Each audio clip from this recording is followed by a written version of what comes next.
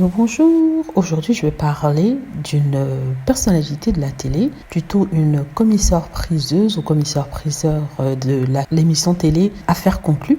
Et je parle d'elle parce qu'elle a été cambriolée il y a quelques mois de cela, c'était en février dernier.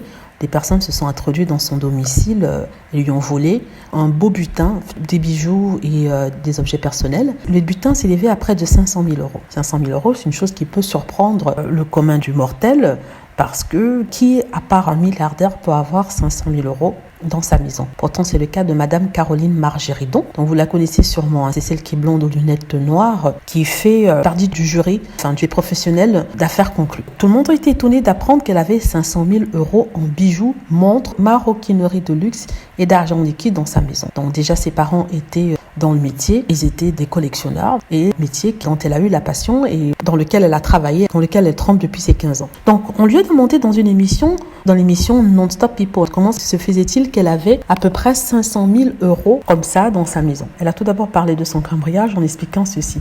C'est la deuxième fois que cela m'arrive. Une fois, on m'a cassé ma vitre au feu rouge, on m'a volé. Je cours après les voleurs, puis après au commissariat. J'ai retrouvé mon sac et les voleurs et je suis sûre que je vais les retrouver.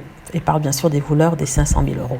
Et pour expliquer les 500 000 euros qui se trouvaient à son domicile, elle dit « Quand on y broque dans l'âme, brocanteur, quand on y broque dans l'âme, ce qui est vraiment mon cas, l'argent, c'est fait pour être dépensé. Quand j'achète, j'investis. Je ne sais pas faire des économies. Si vous regardez mon compte en banque, même moi, je pleure. Donc, dès que j'ai 10 euros, je vais investir 10 euros. Il y a une chose qui se vend très bien dans mon métier, ce sont les bijoux et les sacs à main. Depuis que j'ai 15 ans, dès que je gagne un peu de sous, je vais plutôt acheter ou un sac ou un bijou. Donc, j'en avais un peu beaucoup. Des années d'économie qui se sont envolées d'un coup. Alors, elle pleure les 500 000 euros qui lui ont été volés, ce qui est tout à fait normal. Les 500 000 euros qu'elle a gagnés et qu'elle a dépensés pour acheter les choses qui comptaient, qui avaient de la valeur pour elle et qui avaient beaucoup de valeur sur le marché, c'est-à-dire les sacs et les bijoux.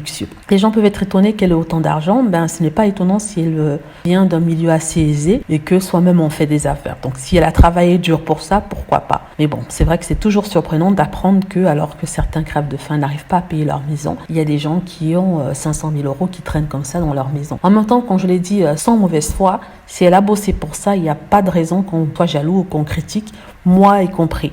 Donc, parce que même moi, si j'avais l'argent, je ne me gênerais pas d'avoir de belles choses chez moi. Mais ça aurait été bien de ne pas trop ébruiter l'existence de ces 500 000 euros. En même temps, répondre à une question lors d'une émission, donc je vois pas ce qu'elle aurait pu faire. Pour ceux, bien sûr, qui ont critiqué cela. Voilà, j'espère que vous avez aimé la vidéo. N'hésitez pas à cliquer sur like si c'est le cas, à vous abonner pour plus de vidéos et à cliquer sur la petite cloche afin d'être averti lorsque je poste une nouvelle vidéo. Merci.